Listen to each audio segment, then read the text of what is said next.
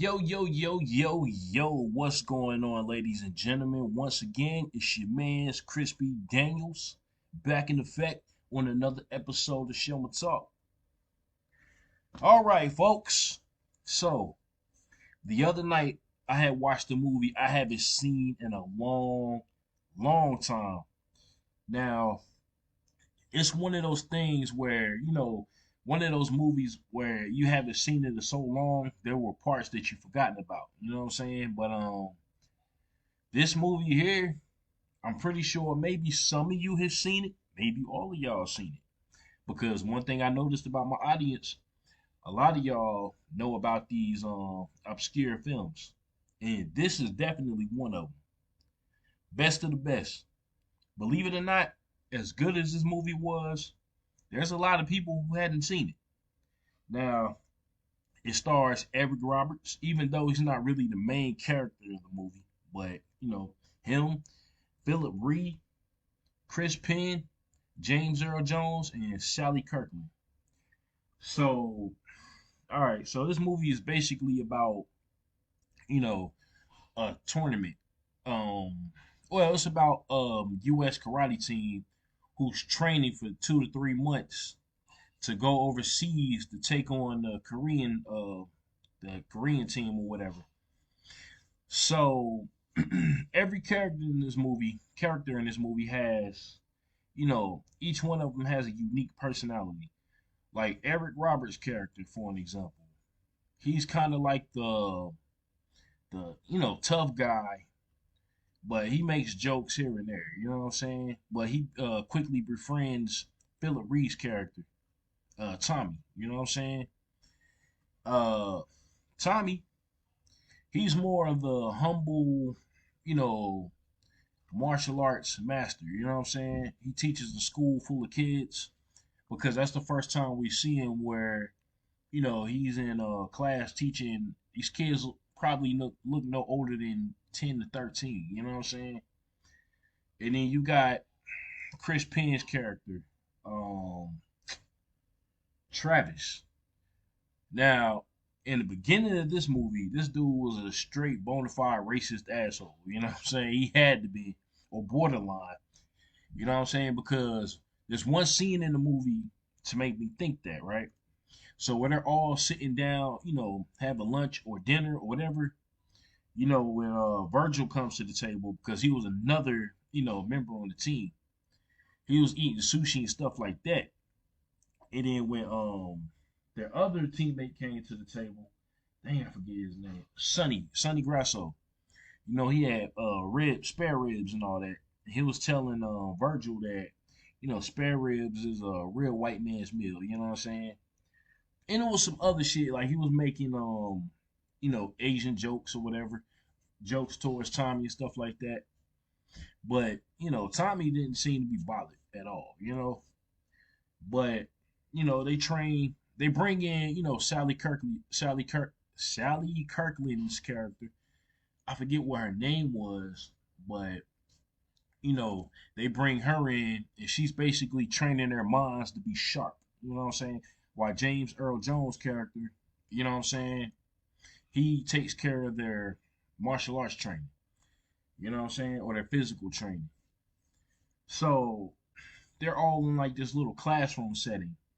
And what's her name? Sally's character, she's basically showing them each and every, each and every one of them their opponents. And then when she gets to Tommy, they introduced him to hey, what's his name? My boy, Dahan. That's his name, Dahan. So we learned that Tommy was at a tournament 15 years earlier, watching his brother fight, and he was actually fighting Dahan. And Dahan winds up killing his brother. So Tommy already knew who this guy was. You know what I'm saying? Oh, and fun fact, I'm pretty sure y'all know this already, but Philip Rhee and Simon Rhee, the guy that plays Dahan, he's the guy with the eye patch. They're brothers in real life. But anyway, Dahan kills Tommy's brother.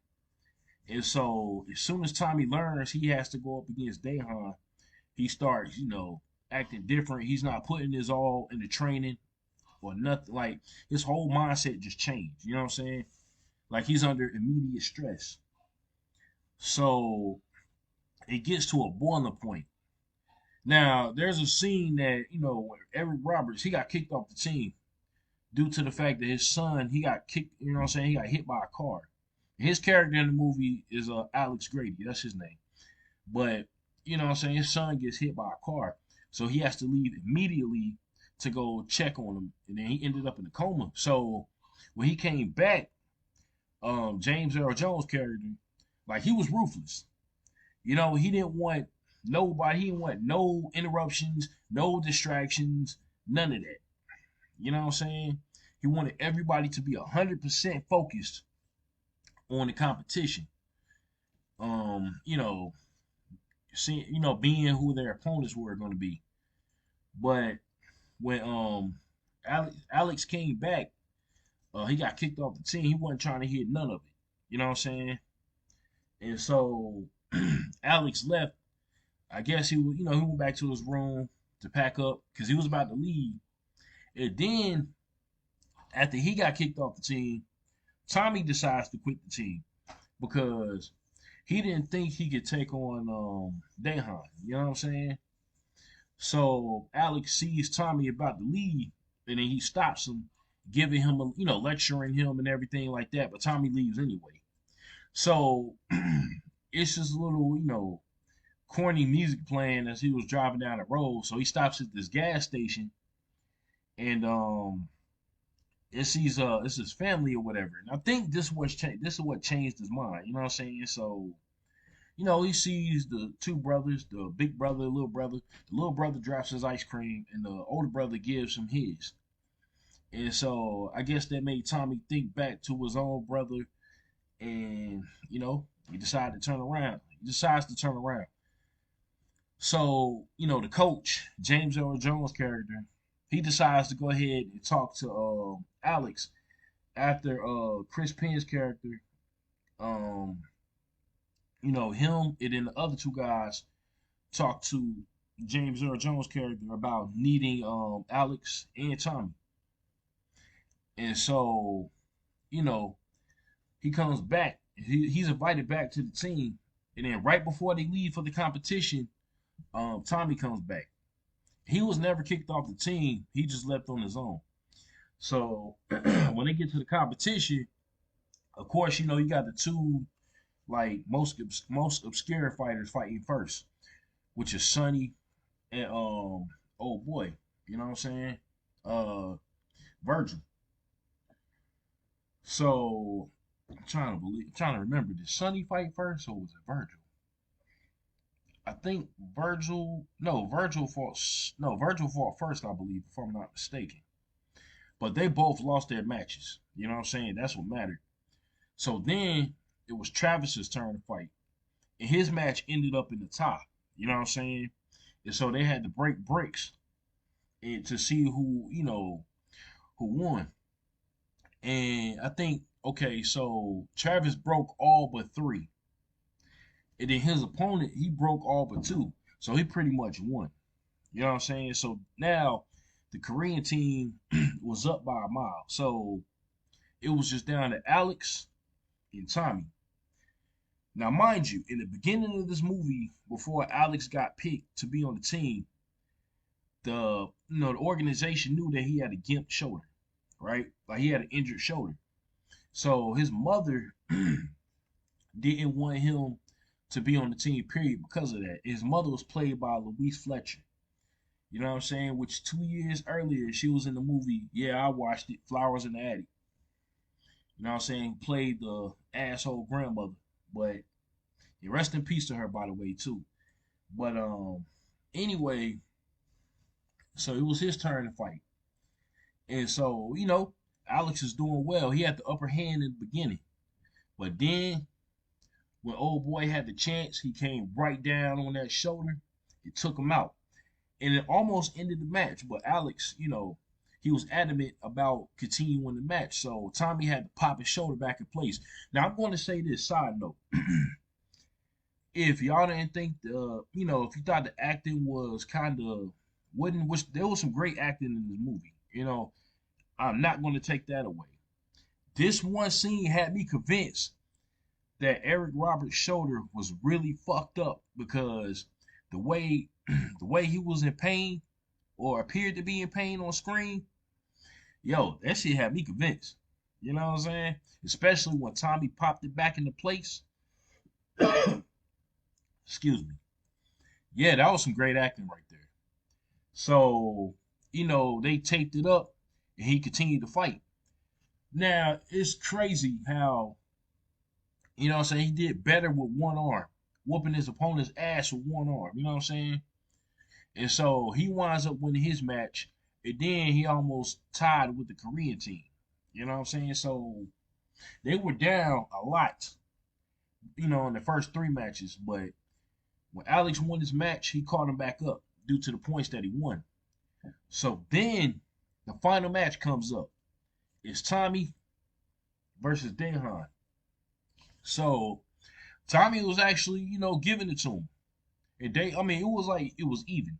You know what I mean? There was no one-sided thing. Like y'all know how most martial arts films where, you got the protagonist in the ring, and then you got the antagonist, and at the beginning, the antagonist is giving it to the protagonist. And then near the end, when the protagonist is, you know, trying to get up and looking at, their love interest or whoever in the audience and they're inspired, you know what I'm saying? And they're keeping them going. And then they get up and then all of a sudden they got the upper hand. That wasn't this movie. It was like in the middle the whole time, you know what I'm saying? So eventually, Tommy got the upper hand. You know what I'm saying? Like, I'm talking about it was a one-sided match eventually. And Daehan stood up. And he was just like, if y'all, like, he knocked the eye patch off of him, right? And so Daehan was standing there. It looked like he was half dead just standing there. That's how much Tommy whooped his ass. You know what I'm saying? And so if Tommy would have hit him one more time, it was possible that he would have killed him. And so Tommy lost the match intentionally. And then at the end, this is where a lot of people say that this movie is a tearjerker. You know what I'm saying? Yeah, I was watching it with my lady, and she ain't paying attention to half the movie. But when this part came up, she had the sniffles. You know what I'm saying? She was over there crying and whatnot. So after the Korean team wins, Daehan walks over to Tommy, apologizing and offering to be his brother, you know what I'm saying, for the brother that he took from him. And so after that, he took off his medal and he gave Tommy his medal. And then the rest of the Korean team came over and gave their medals to the American team. You know what I'm saying? So that's pretty much how the movie ended. And I gotta say, the reason why I like this movie so much is because it's one of those movies where you had the training montages and everything, and I'm a fan of movies like that. You know what I'm saying? Like basically the entire movie up to the end was training. You know what I mean? It's basically a sports movie. You know what I'm saying? So I was feeling this film. Now, when we get into the second movie, it's much different than this one. Two of the characters do not show up in that movie, but two of the characters on the team do not show up in that movie, which is Virgil and Sonny. But when we get to that movie was more action than this. This was more like drama. The team was trying to get along, but they really couldn't because Travis was really the one that was, excuse me, man. But Travis was the one that was really, breaking the team up due to his ways. You know what I'm saying? And rest in peace to Chris Penn, by the way, as well. But like I said, when we get to the second movie, that's when all the action really starts. Different villain. Daehan comes back with three of the members from his Korean team to help Tommy and Alex. But we'll talk about that when we get into it. You know what I'm saying? But I'll give this movie, I'm gonna give it an 8.5.